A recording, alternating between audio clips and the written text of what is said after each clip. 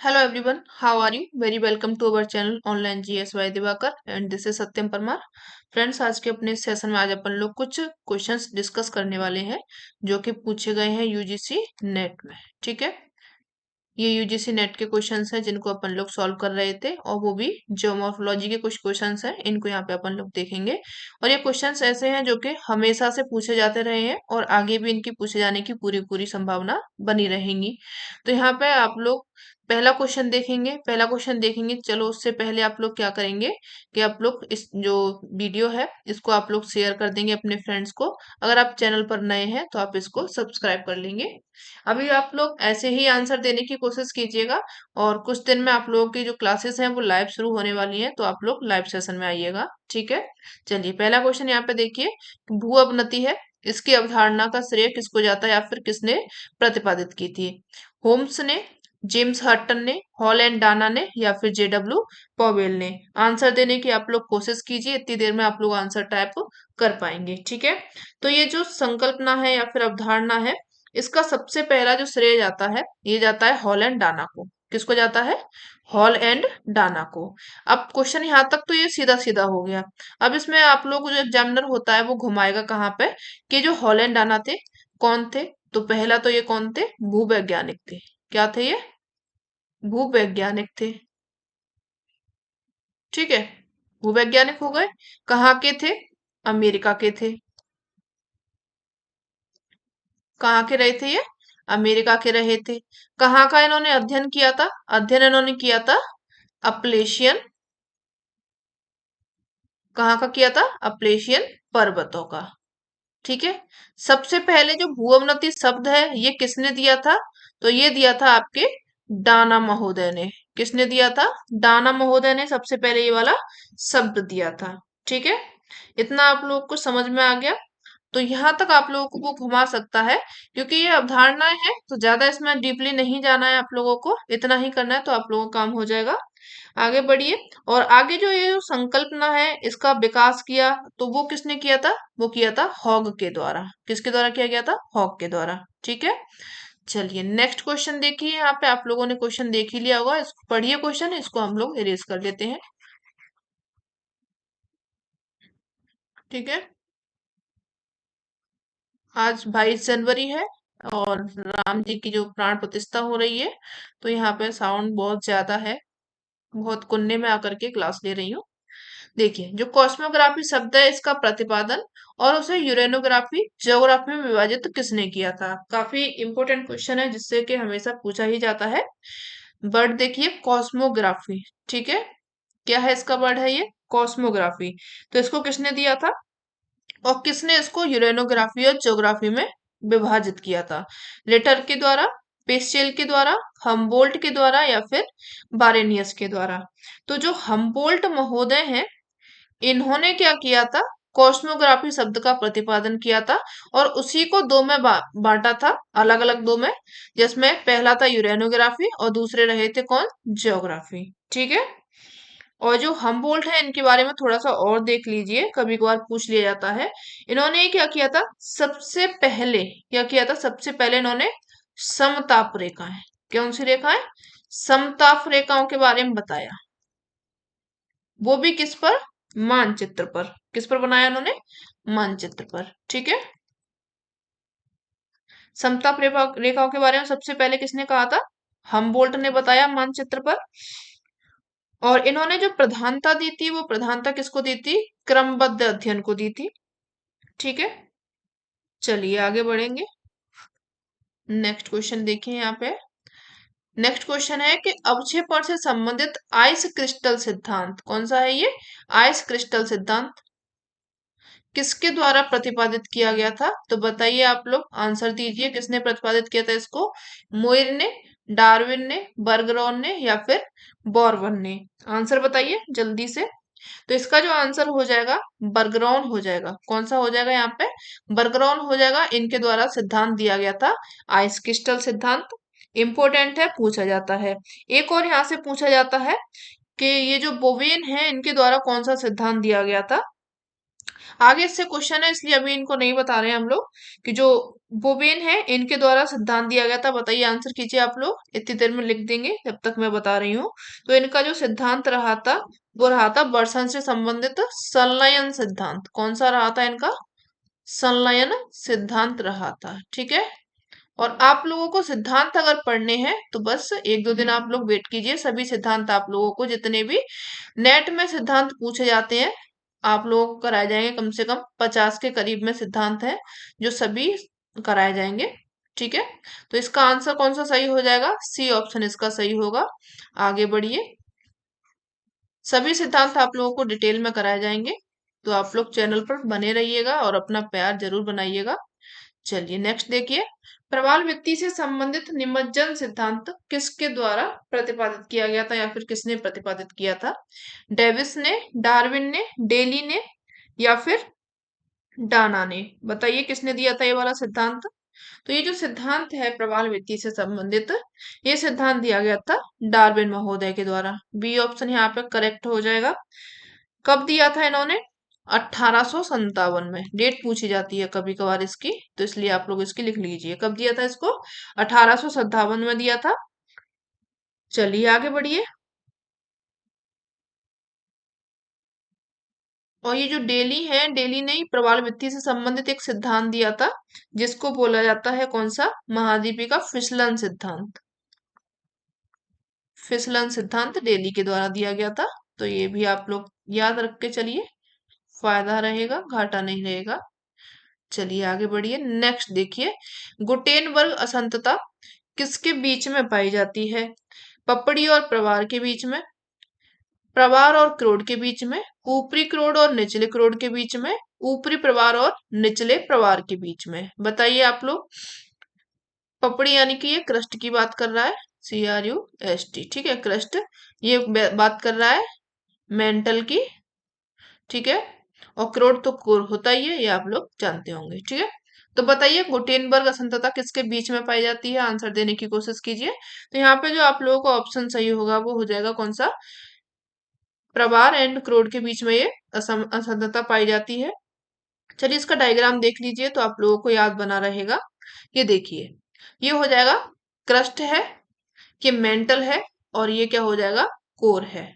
ये outer core और inner core में दिया गया है, लेकिन ये पूरा क्या हो जाएगा? इतना जो है ये इतना कोर हो जाएगा। ठीक है। ये कोर एरिया है। अब इसमें पूछा गया था अपन लोगों से क्या?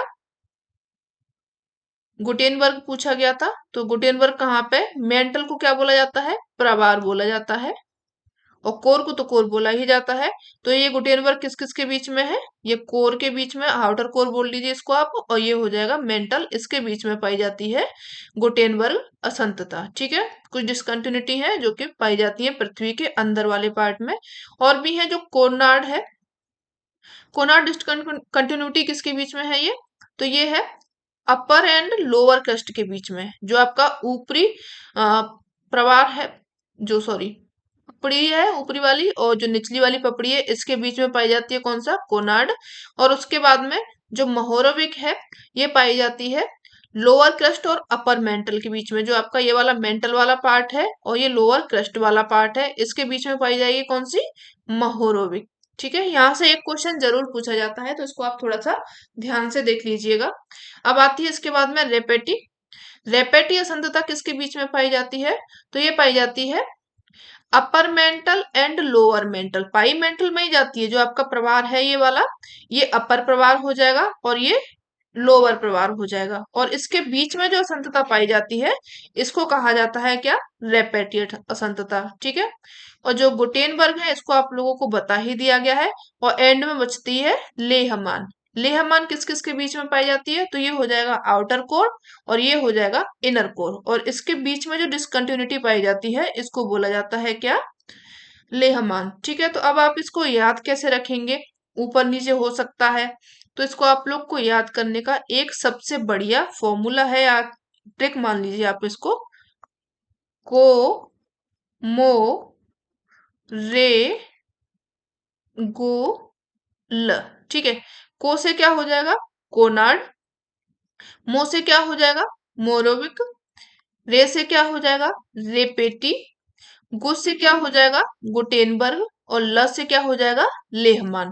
तो इससे आप लोग अच्छी तरीके से याद रख पाएंगे कि कौन सी असंतता कहाँ पे पाई जाती है। तो आप लोग सिंपली बस इसको याद रखिएगा, और एक दो बार आप इसको देख लेंगे डायग्राम को, तो आप लोगों को याद हो जाएगा। ठीक है, चलिए आगे बढ़िए। अभी अपन लोग उस क्वेश्चन पे ही चलते हैं जहां पे अपन लोग थे। अरे यार। हम्म चलिए, नेक्स्ट क्वेश्चन यहाँ पे देखिए। नदी समतल की अवधारणा किसने प्रतिपादित की थी? बताइए, किसने की थी? तो ये जो नदी समतल की अवधारणा है, सी ए कॉटन के द्वारा की गई थी, बॉन लिस्थोफेन के द्वारा, क्रिकमे के द्वारा, या फिर अल्फ्रेड बॉन वेगेनर के द्वारा इसको प्रतिपादित किया गया था। तो जो नदी समतल की अवधारणा है, ये दी गई थी क्रिकमे के द्वारा। ठीक है, किसके द्वारा दी गई थी? क्रिकमे के द्वारा। इनके द्वारा एक वर्ड दिया गया था जो कि काफी फेमस है और जहां से क्वेश्चंस पूछा जाता है, वो था क्या? Pen plane. पेन प्लेन, ठीक है। पेन प्लेन उन्होंने शब्द दिया था जो कि किसके लिए दिया था? नदी के समतलन के लिए। ठीक है, चलिए आगे बढ़िए। और इनके बारे में जानते ही होंगे, जो अल्फ्रेड वेगनर है, इन्होंने क्या दिया था? इन्होंने भी एक सिद्धांत दिया था 1912 में, जिसका नाम है क्या? महाद्वीपीय विस्थापन सिद्धांत इन्होंने दिया था।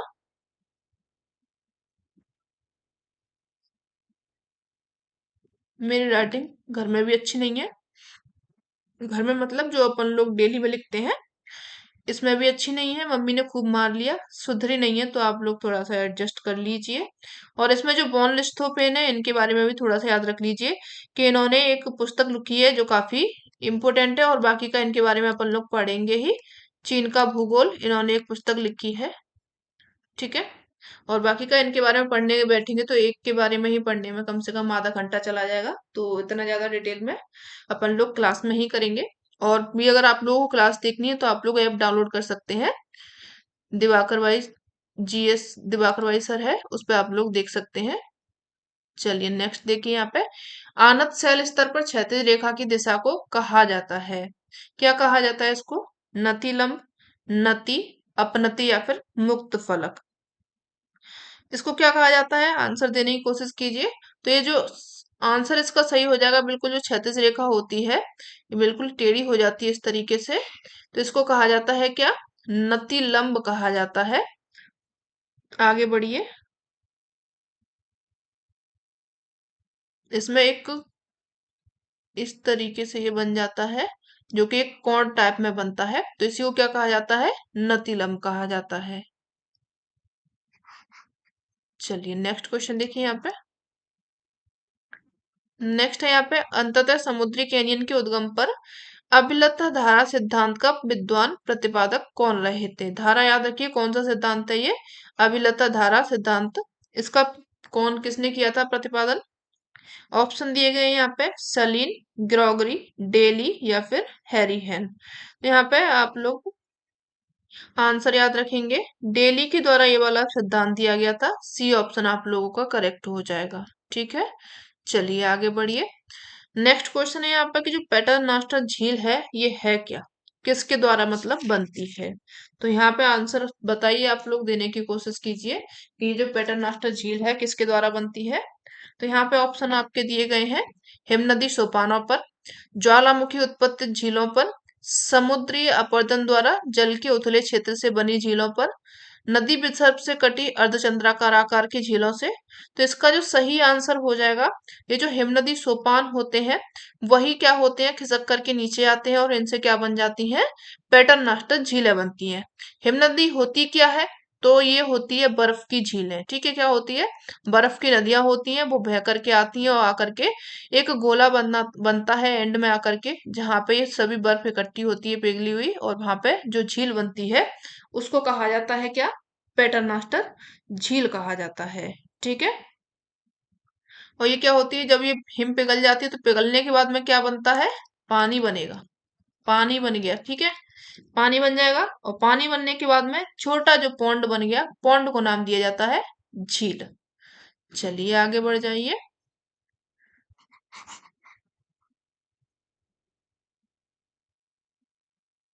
नेक्स्ट क्वेश्चन देखिए यहाँ पे। इस क्वेश्चन के बिना तो शायद जो यूजीसी नेट का पेपर है ज्योग्राफी का वो अधूरा रह जाएगा इनके बिना।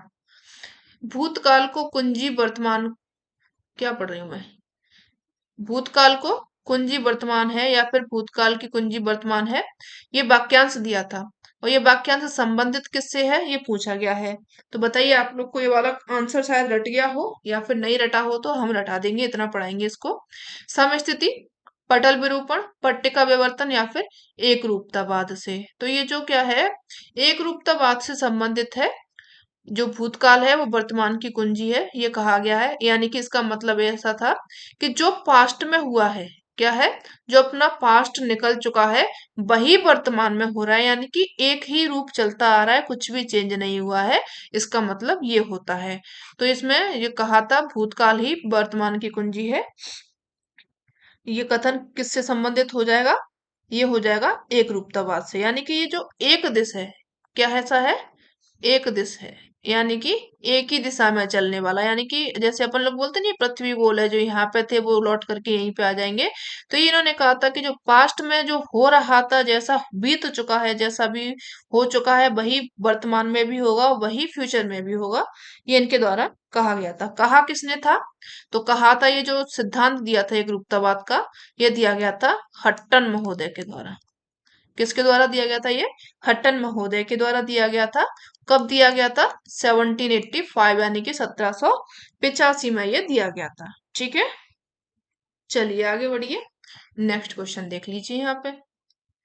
चलिए सूची एक सूची दो दी गई है और इन लोगों को अपन को, लोग नहीं है यार ये तो क्वेश्चंस हैं, वर्ड हैं, इनको मिलाना है। कुछ उपकरण हैं उनके नाम दिए गए हैं, जिसमें कि सलंग साइक्रोमीटर है, पेडोमीटर है, स्पेक्ट्रोमीटर है और पिक्नोमीटर है।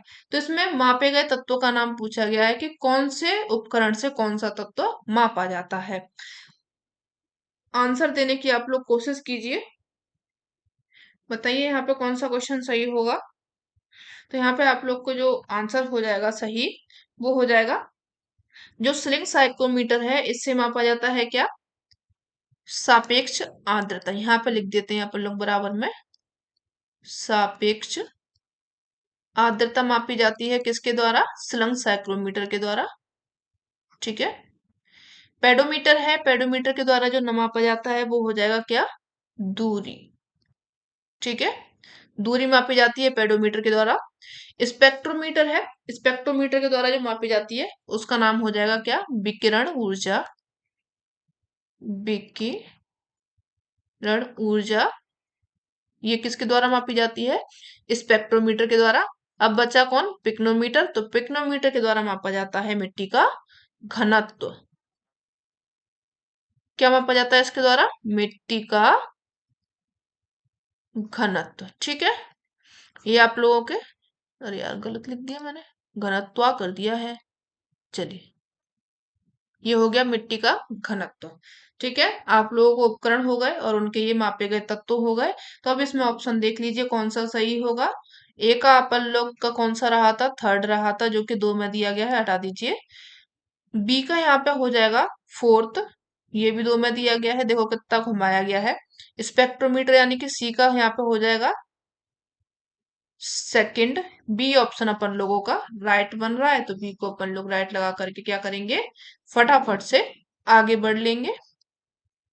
चलिए, अमेरिकन जलवायु विशेषज्ञ C.W. थॉर्नवेट, इन्होंने किस वर्ष में विश्व की जलवायु के वर्गीकरण की स्कीम का संशोधन किया था। तो ठीक है, आप लोग यहाँ पे क्वेश्चन में ही कई सारे यहाँ पे क्वेश्चन बन रहे हैं कि पहला तो ये कि जो थॉर्नवेट थे कहाँ के जलवायु विशेषज्ञ थे, अमेरिका के थे।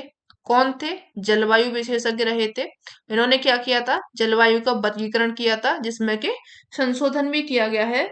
तो वो संशोधन इन्होंने कब किया था, 1931 में, 1934 में, 1941 में या फिर 1948 में। तो यहाँ पे जो आपका ऑप्शन सही हो जाएगा, इनका जो ऑप्शन है वो डी ऑप्शन सही हो जाएगा। ठीक है, अब इन्होंने अपना जो सिद्धांत है, ये तो संशोधन वाली डेट है ना, कौन सी है ये, जब इन्होंने अपना मॉडिफाई किया था, कुछ कमियां रह गई थी उनको दूर किया था, तो संशोधन किया था। इनका जो रियल वाला सिद्धांत था वो कब आया था, ये जो वर्गीकरण है कब आया था? तो इन्होंने जो रियल वाला वर्गीकरण था वो किया था कब? 1931 में दिया था। कब दिया था इन्होंने? 1931 में, ठीक है। और इनके दो मुख्य आधार रहे थे जो जलवायु वर्गीकरण इन्होंने किया था, जहां से क्वेश्चन पूछा जाता है कि कौन कौन से इनके जो आधार रहे थे जिसके अनुसार उन्होंने जलवायु का वर्गीकरण किया था। तो यहाँ पे पहला कौन सा हो जाएगा? पहला तो हो जाएगा बर्षण प्रभाविता। क्या हो जाएगा? बर्षण प्रभाविता। और दूसरा हो जाएगा यहाँ पे ताप तापीय दक्षता या फिर तापमान दक्षता। ठीक है। ये इनके दो मुख्य आधार रहे थे वर्गीकरण के, जो कि पूछे जाते हैं क्वेश्चन में हमेशा। अभी तो इसमें संशोधन पूछा गया है, लेकिन अभी जो क्वेश्चन आगे सॉल्व कराएंगे, आज के में नहीं है, आगे वाले में सेशन में लेके आएंगे, जिसमें आप लोगों को इस तरीके का भी क्वेश्चन मिल जाएगा कि थॉर्नवेट था, इनके वर्गीकरण का आधार क्या क्या रहा था। तो इनके दो आधार रहे थे, वर्षण प्रभाविता और तापमान दक्षता। ठीक है, चलिए आगे बढ़िए, नेक्स्ट क्वेश्चन देखिए। नेक्स्ट है यहाँ पे सूची एक को सूची दो से अपन लोगों को फिर से मिलाना है। यहाँ पे कुछ बल दिए गए हैं और उनके स्रोत दिए गए हैं, कौन से स्रोत से कौन सा बल उत्पन्न होता है। अन्योन्य क्रिया का बल है, ज्वारीय बल है, घर्षण बल है, प्रतिरोधक बल है। तो ये कौन सा बल किससे उत्पत्तित होता है, बताइए आप लोग। आंसर देने की कोशिश जरूर कीजिए। तो यहाँ पे पहला हो जाएगा कि जो अन्योन्य क्रिया का बल है ये उत्पन्न होता है किससे? पृथ्वी के घूर्णन से। किससे होता है? देखिए यहाँ पे तो ए का फोर्स सब में दिया गया है, ये किससे होता है? पृथ्वी के घूर्णन से। आप लोग को राइटिंग समझ में तो आती है ना? आप लोग हमें कमेंट में बता दीजिएगा कि राइटिंग समझ में आ रही है कि नहीं, तो थोड़ा सा और सुधारने की कोशिश कर लूंगी। मम्मी ने तो नहीं सुधरवा पाया, लेकिन आप लोग कहेंगे तो और भी कोशिश करूंगी। ये किससे संबंधित है? पृथ्वी के घूर्णन से। ठीक है। जो ज्वारीय सिद्धांत है ये किससे उत्पन्न होता है? स्थलाकृति भिन्नताओं से, स्थैतिक अवस्था से, या फिर पृथ्वी के घनत्व से। तो जो ज्वारीय सिद्धांत हो जाएगा वो किससे हो जाएगा? पृथ्वी के घनत्व से। ठीक है, पृथ्वी के घनत्व से हो गया। घर्षण, घर्षण आप लोग समझ जाएंगे कि ये टकराने की बात कर रहा है, तो ये किससे होगा? स्थलाकृति भिन्नताएं होंगी तभी तो क्या होगा? घर्षण उत्पन्न होगा। तो यहाँ पे आप लोग एक का सेकंड डाल दीजिए। और प्रतिरोधक, जो टकराव होता है, ये किस में होगा? स्थैतिक अवस्था रह गया लास्ट में, तो इसको आप फर्स्ट कर दीजिए। पृथ्वी का घूर्णन कहाँ पे है भैया रे? चौथा हो जाएगा। ठीक है। और पृथ्वी का घनत्व कहाँ पे है? पहला हो जाएगा। तो यहाँ पे आप लोगों का जो ऑप्शन सही है हो जाएगा वो कौन सा है? सी हो जाएगा। ठीक है, चलिए आगे बढ़िए, नेक्स्ट क्वेश्चन देखिए। नेक्स्ट फिर से दिया गया है सूची एक को सूची दो से मिलाना है। प्रक्रिया दी गई है, उनके परिणाम क्या क्या होते हैं ये अपन लोगों से पूछा गया है। अपघटन है, इसका परिणाम क्या होता है? बाष्पोत्सर्जन है, श्वसन है, प्रकाश संश्लेषण है। तो जो अपघटन होता है वो किससे होता है? CO2, O2 के द्वारा, CH4 या फिर जल वाष्प। तो देखिए आप वाष्पोत्सर्जन का याद रखेंगे कि ये किससे होता है, बताइए आप लोग। तो ये जल वाष्प हो जाएगा वाष्पोत्सर्जन का। तो आप लोग सबसे पहले इसी को लिख लीजिए कि बी का कौन सा हो जाएगा, यहाँ पे 4 लगा लीजिए। ठीक है, बी का 4 किस में दिया गया है? 2 में, 3 में दिया गया है, इसको आप लोग हटा देंगे। अब रह गया अपघटन। अपघटन जो होता है आप लोगों को पता होगा, मीथेन होता है ये। CH4 की बात कर रहा है यहाँ पे, तो ये किसका हो जाएगा? यहाँ पे थर्ड लिख लीजिए। ठीक है, थर्ड हो गया। श्वसन, श्वसन में से क्या संबंधित है? CO2 या फिर O2? तो यहाँ पे श्वसन से संबंधित हो जाएगा CO2, कार्बन डाइऑक्साइड की बात कर रहा है, जो कि दिया गया है किसमें? फर्स्ट में। ठीक है, एंड में प्रकाश संश्लेषण रह गया, वो किससे होता है? O2 से, यहाँ पे सेकंड हो जाएगा। 3 4 1 2, यहाँ पे ऑप्शन जो आपका सही होगा वो 3 4 1 2 सी सही हो जाएगा, बाकी के सभी गलत हो जाएंगे। ठीक है, चलिए आज का लास्ट क्वेश्चन है, इनको देख लीजिए। सूची एक को सूची दो से सुमेलित करना है। तो यहाँ पे महासागर की खाइयां दी गई हैं और उनकी यहाँ पे मीटर में गहराई दी गई है। टोंगा है, क्यूरेल है, और फिलीपींस है, रोमांस है। तो इनको आप लोगों को सही से लगाना है कि किसकी कितनी गहराई है, लगाने की कोशिश कीजिए। जो आपका टोंगा ट्रेंच हो जाएगा, इसकी गहराई कितनी है? 10,880 है इसकी। कितनी हो जाएगी? 10,880 जो हो जाएगी टोंगा ट्रेंच की हो जाएगी, यानी कि पहले का यहाँ पे थर्ड लिख लीजिए।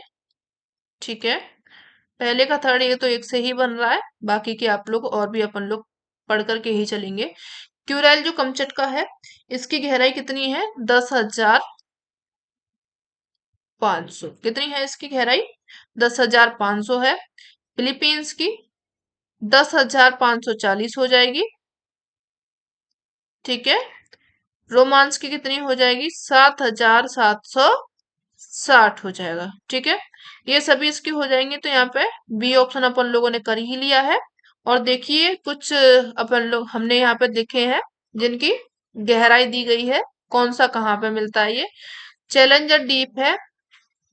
अरे यार, आदित्य जय श्री राम के चल रहे हैं गली में के, आप लोग भी सुन लीजिए। अरे यार, यहाँ पे ये क्या है कि फीट में निकाली है। किसमें है? फीट में है, मीटर में नहीं है, तो आप लोग फीट में देख लीजिए। बाकी कल आपको जो सेशन होगा उसमें मीटर में भी आप लोगों को यहाँ पे स्लाइड दे दी जाएगी। तो पहला है चैलेंजर डीप। ये कहाँ पे है? पैसिफिक ओशियन में है। ओशियन भी याद रखिएगा कि इस बार आप लोगों से हाइट पूछ ली गई, इनकी गहराई पूछ ली गई, डेप्थ। और आगे पूछा जाए तो अगर हो सके तो इनका ओशियन पूछ ले। तो इसलिए आप लोग याद करके चलिए।